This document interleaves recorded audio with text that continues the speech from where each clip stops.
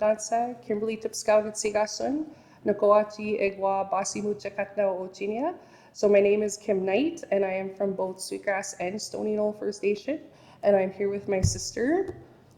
Danse, Pamela Peterson Nitsigasun, Nakochi Ekwa Basimu Chakatna Uchinia. I'm very grateful to be invited to this space and to share what we've been asked to share, and very honored to also be here with my sister and to have this conversation. We were asked to share about medicine wheel teachings or the life cycle teachings. And we choose to do that with an open mind, an open heart, and to come with honesty and integrity while teaching you today. We always want to ensure that a safe space is created when having these conversations. Why is it important to learn about the traditional life cycle? I think it's so important because that's part of our foundation as Nehio people, First Nations people, Métis people, Inuit people, because that's right there, our DNA, our cell memory. If you don't know where you are, you're lost. You're always trying to figure out where you fit, why is my past so important? And I think that's a huge piece that's missing from our youth, our young ones, even our adults, our young adults, our older people. And to me, that was something that was done to us with residential school. So is it safe to say that it brings awareness of what Indigenous people go through in regards to colonization? Yes, well, yes, it does. Awesome, thank you. So I think the conversation needs to be had with everybody about why the importance of traditional life cycle and what it means to us. And it looks very different from the Western perspective and the Western worldview. To me, this grounds us not only spiritually, emotionally, physically, mentally. It grounds us as people, and it's important to share that knowledge and to have those teachings, so we can turn around and teach our young ones what it means to be Nehio in that life cycle of what the important things that need to happen in each of those stages. So that's my perspective on that.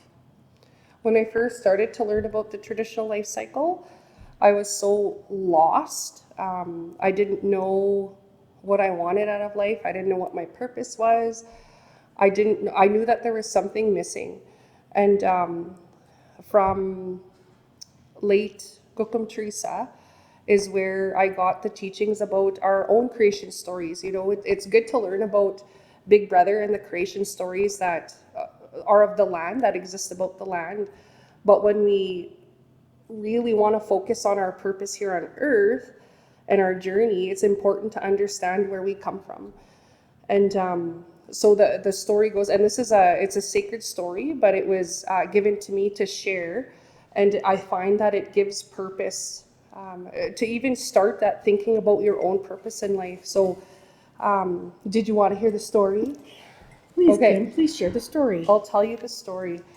So we actually start off as a creator's flame, some people call it. That little soul flame that other people call it, but it's that home fire. And we all start off in creator's home fire. And we have to sit with creator and know what our spirit is missing and know what we need to strengthen and know what we need to learn about these lessons. And so we sit with creator and we pick our parents. We pick the events that we'll learn from. And this isn't only an Indigenous story. I'm actually reading a book as well, where she's a spiritual healer, and that's what she endorses, that Indigenous creation story. And so we sit with creator and we go through everything. Creator answers or asks us all of these questions, and we choose everything.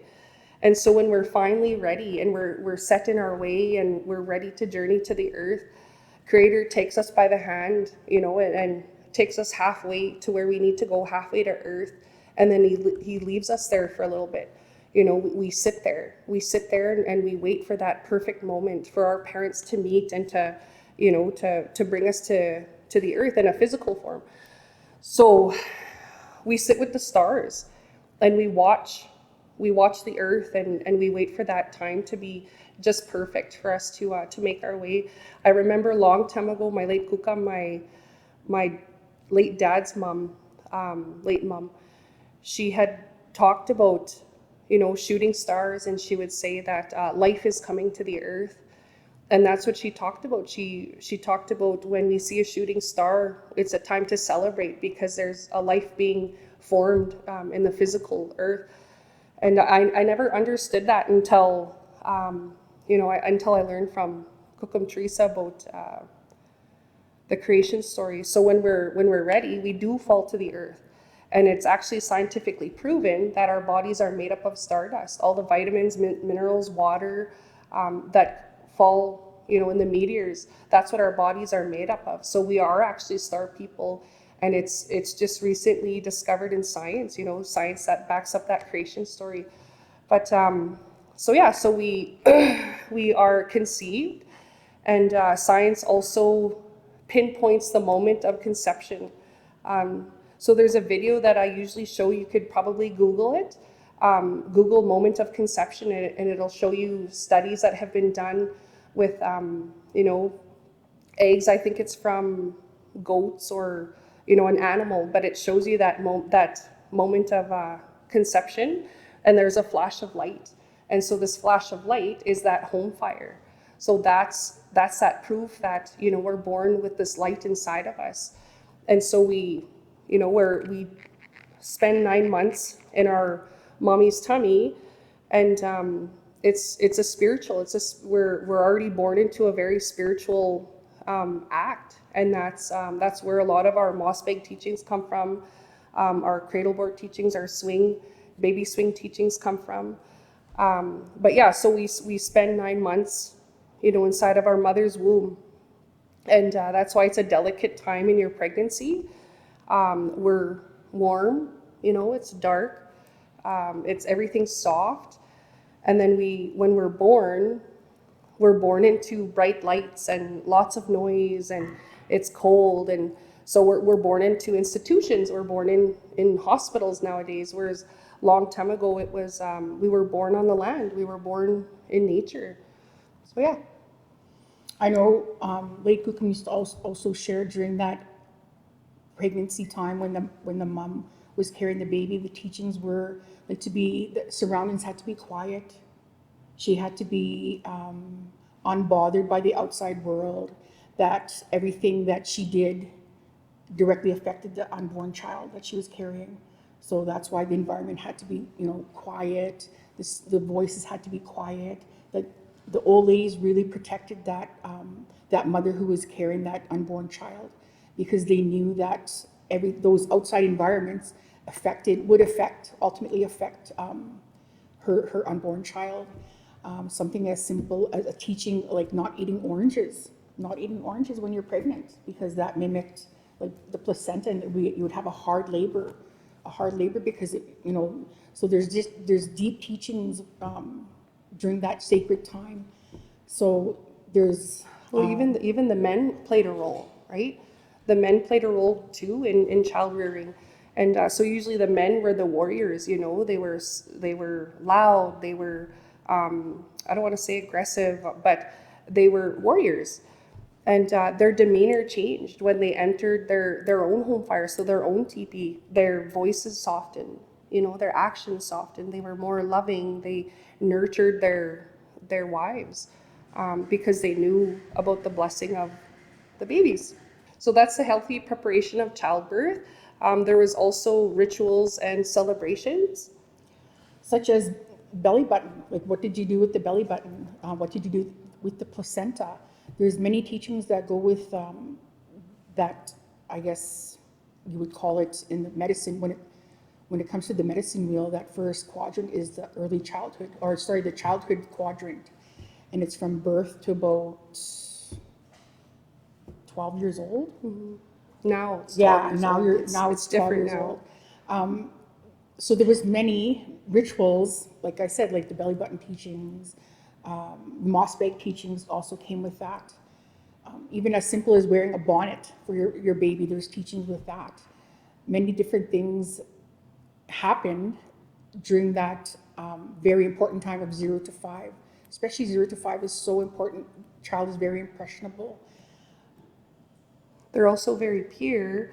So another teaching would be cutting holes on the bottoms of the moccasins as well. I remember doing that for my kids when they were babies, because they're so pure and they're in that spiritual quadrant of their life, or that spiritual realm of their life, that they could sense other spirits around. They could sense other beings around. So it was important to make sure that your baby remained grounded, because your baby isn't grounded until they walk, and that's another ceremony, is a walking out ceremony, right? The first time your baby feet touch the earth, that's when you don't need to cut the holes in the bottom anymore. But yeah, there's cool things like that. All children's needs were met by the people that surrounded them, which were in pre-colonial times were the elders. The elders were the ones that were doing the most child rearing, I guess, because the moms and the dads had their roles within their societies, and it was mainly the children that were left with, or was the children that were left with the elders. So the elders were, I guess, sure to make sure that the teachings were passed down. And this was done through mentoring, showing the child certain, I guess, types, how to survive in the camp. So children were also viewed and treated as blessings from the Creator. All of these traditional parenting practices provided an opportunity for our children to grow up with a strong and clear sense of identity, sense of self, who they are. Their self-esteem was high. They had healthy parents and grandparents to mirror from. In their latter years, they were introduced responsibility. So notice it's not, when they're younger, it's in those latter years of their childhood. And that leads us into their rites of passage, so their change of life when that happens. And their change of life consists of ceremony. In ceremony, we celebrate. We used to celebrate a lot of things back then. So the rites of passage ceremony, an interesting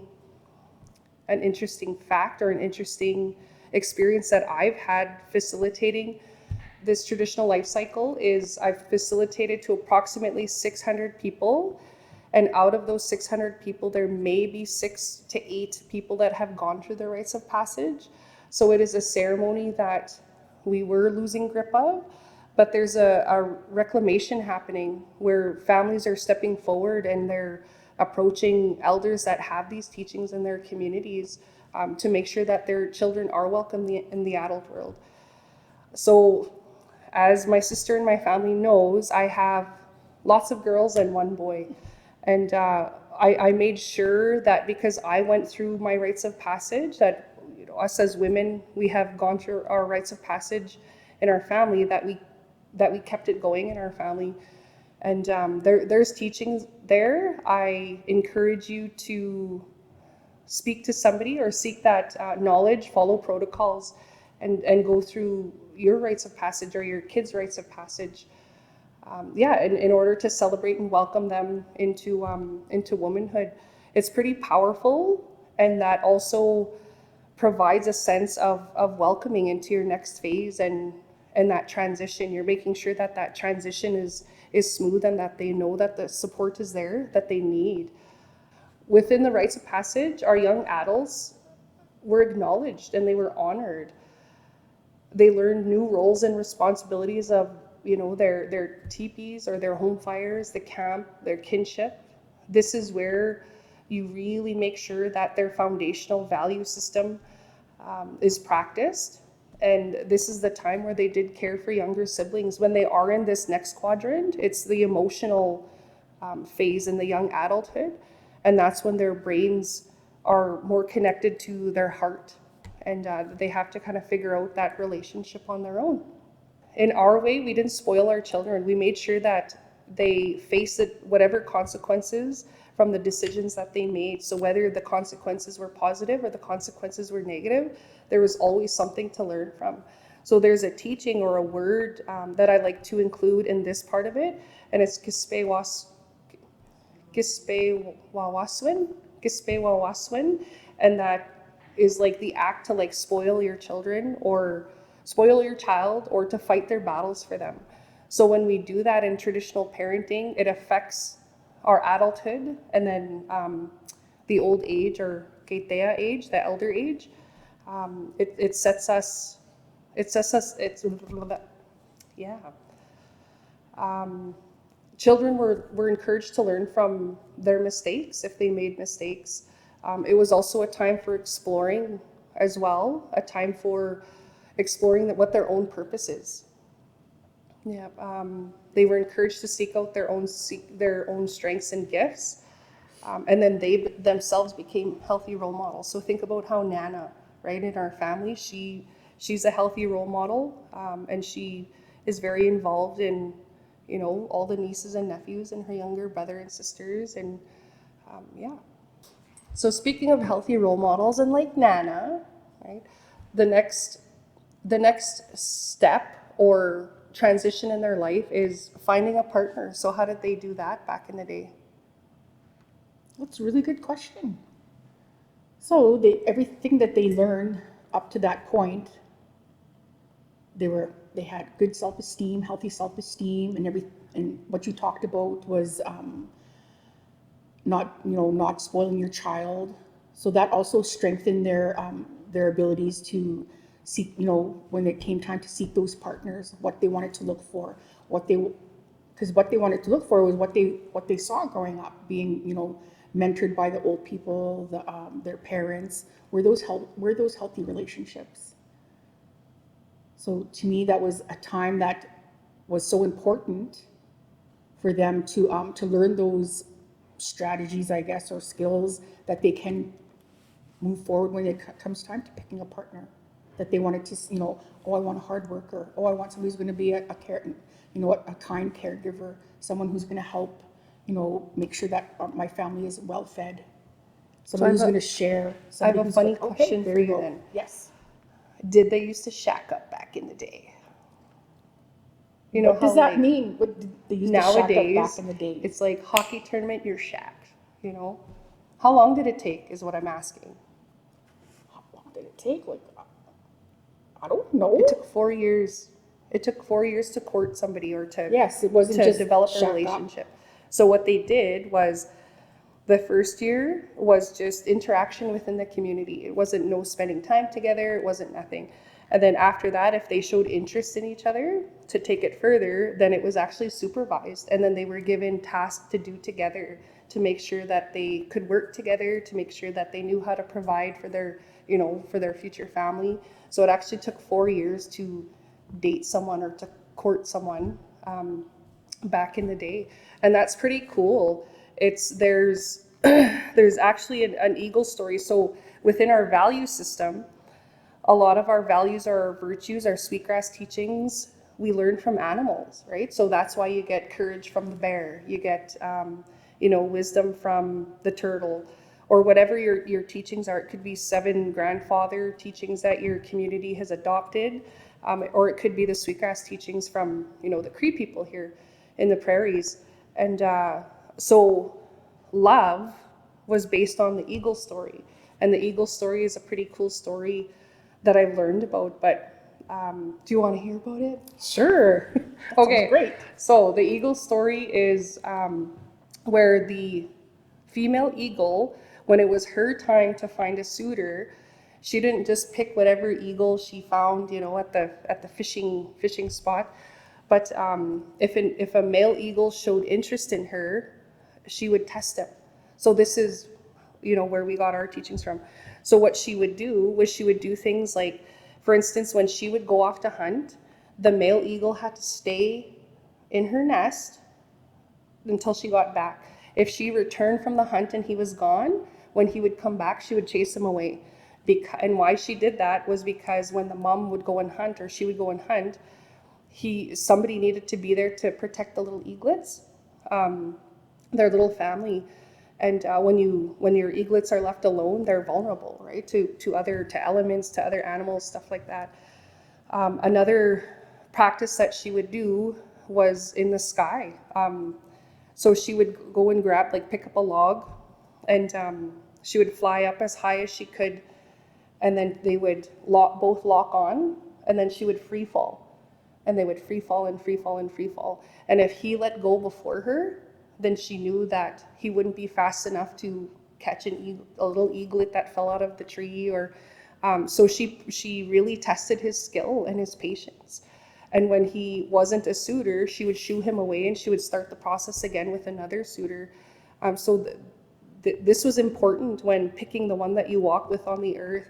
And I think nowadays we're losing a little bit of that, that value, and we're rushing into things. We rush into, to families, and there's no shame in that. It's just something that we practice because we're a little bit farther away from what eagles have taught us over the years. So yeah, and then that goes into the parenting. So that is when you find the one that you walk with, and you create that sacred bond, that's when you become an adult. That's when you're expected to have children. You're expected to pass your teachings down, to do those sorts of things. So that takes us into our adulthood domain, and that's where we developed, using the eagle story as well, we developed healthy relationships with everybody in our camp. So what the cool thing about it is that eagles mate for life. So once that female eagle makes up her mind, she chooses her male eagle partner, then they walk together on this earth, and that's the practice that we do. We also developed very clear roles in our relationship. We were involved in each other's families, and we had a shared responsibility for our children, of course, in our home fire. I remember sitting with late dad, and I asked him about a question that, I was in a relationship, and it was an abusive relationship, and that my abuser would silence me, and he would say, "Why are you getting your family involved? This is between me and you. I'm dating you. This is our relationship." And I didn't understand that mentality. And I sat with late dad, and I gave him a smoke or tobacco. And I asked him, I said, "Is that right?" I said, "It doesn't feel right to your dad, but that's what he's saying." I said, "Do I honor that, or what do I do?" And so he talked about secrecy and the dangers of secrecy in a relationship, in a healthy relationship. He said long time ago, prior to, traditionally, he said everybody knew everything about each other. And why? It was to support each other. Right now, how our societies are set up is we make room for secrecy. And that's not a traditional practice. He said, so I often think about that, and I think about the teachings that are missing when we talk about healthy relationships and what those look like. Dad connected it to integrity. And he said, if you have integrity, if you have honesty, then you're not worried about who's saying what about you, because you own your actions, you own your decisions, and you own how you treat people. He said, so if you don't treat people in a good way, then that's when secrecy is developed. I really, really appreciated that from him. But going back to what the family looked like, I kind of want to talk about the healthy relationships that aunties and uncles played too in family systems. And it's kind of cool because without talking about it, it almost comes natural for our family. So it's not that I don't parent my children or I don't discipline my children, but my sisters discipline my daughters and my brothers discipline my son. And that's how it's always been in our family. We've practiced that healthy auntie and uncle role. And why that is because if we discipline our own kids, and we see this a lot in residential school families, that the intergenerational trauma. But if we discipline our own kids in an unhealthy way, then our kids grow up resenting their parents. But when you have aunties and uncles that step in and teach you and guide you in a good way and call you out on some of the things that you do when you're young, it doesn't create any resentment. You always think about that cool Uncle Rico, just kidding, or that cool Auntie Bertha. but somebody that you're always willing to listen to and hear some of those hard truths. Yeah, so that's a pretty cool practice that we've had, and thus creating that harmony, thus creating that harmony within our community. That's where that saying comes, that it takes a whole village or community to raise a child, because that's what we practice. And I think it's an important reminder to also note that women are very are special in our society. They are that portal that bring life. When we talk about the childhood and how children are a gift from the Creator, well, women on earth, on this physical earth, are the portal to bring that life from the Creator to this physical earth. So I think it's important to know that women in our society were held in high regard because they were able to do that. They were the only being, I guess, to be able to do that. To do that not on our physical earth is to bring life to. So to me, it ties in like the importance of childhood, young adult, and then being an adult. Like that role of the woman was very important in all stages of the medicine wheel. That transition into Gaitea, like into elderhood, was a tough transition too. So like our rites of passage is tough on the woman's body, when we're young, when we start our moon time, and then when we come back and our moon time naturally ends and we transition into that Gaitea or that Nutagweo phase, I'll say, but that Kukum phase, that was important too. There was rituals and ceremonies that happened then too. When women transition into that Kukum phase, we became grandparents naturally. Grandparents showed unconditional love in that phase. We also had the teachings that we needed to pass on to our own kids. We didn't go around demanding respect. We knew that as Kukums, we had to carry ourselves in a very regal or honorable way, thus earning respect from our communities. In ceremony, I didn't understand what the Nutugweo or the old lady's role was in ceremony, and I just learned it like in the last maybe 6 years ago.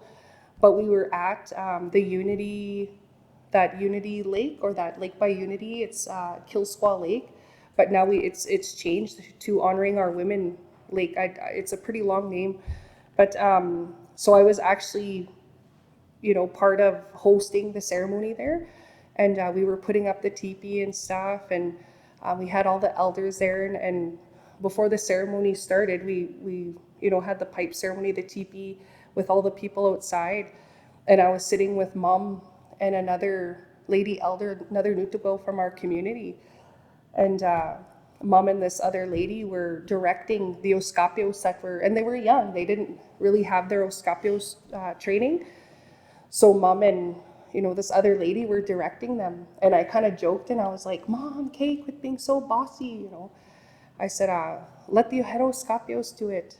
And I was corrected, and I learned that day that it's actually the Nutugweos that, how would you say that? Like we directed, the Nutugweos directed the ceremony. They made sure that the protocols were followed, that the way the ceremony was to happen, because all of the men elders were busy with the pipe, so it was the women that made sure that things happened in that ceremony, and that's how they were held in high regard as well in those later years of their life. So when you go from childhood, young adulthood, and then when the adults are transitioning to that next phase, the last phase before they go back to the spirit world, that elder has all those teachings. So in turn, that beautiful cycle of being that person to teach the children all the things that they need to be taught, so they're fully prepared when they go into that young adulthood, so that they're prepared enough to choose that mate, to choose that life partner. They have all those skills, they have all those teachings. So the roles in the life cycle are so important, not only the female but the male. Usually it was the Kukums, though, in the camps that would be the person, I guess, to ensure that those teachings, the healthy relationships, all the things that they wanted their children and the children of the camp to know we're being passed on. So that role of Keitea or Kukam in that camp is very, very important. I heard a chief say before, you want to know what's happening in your community, you don't go ask chief and council. You don't go ask leadership. You go and talk to the Kukams, because the Kukams know what's happening in each of the families, and it's kind of like a network, and it's just a natural thing that happens in our communities, which I think is pretty cool. Another thing I did want to mention is that our kukams, or even our mushams, but when you get to that, when you get the privilege to become an elder, or that those later years in your life, that going back to the respect, that respect was earned, it wasn't demanded.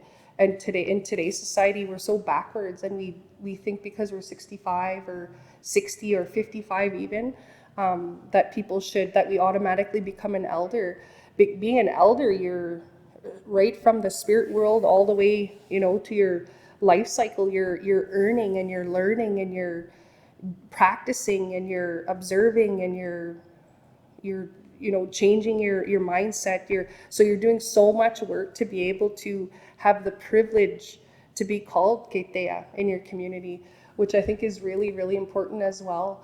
A lot of times we see a lot of elders involved in things like lateral violence, or not really fulfilling their roles as elders.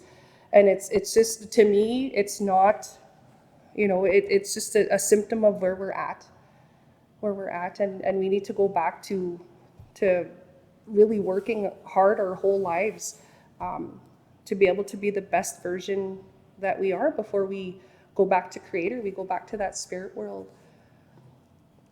I know I've also heard that this one time an elder said, when you meet your maker, you'll be asked, how did you raise your children? What a powerful statement that is. And it really shook my foundation. Like, I hope I did good. I hope I did, everything that I prepared my children for life, the adult, being a young adult, the adulthood, and that they're able to turn around and share with their families, that keeps this beautiful cycle of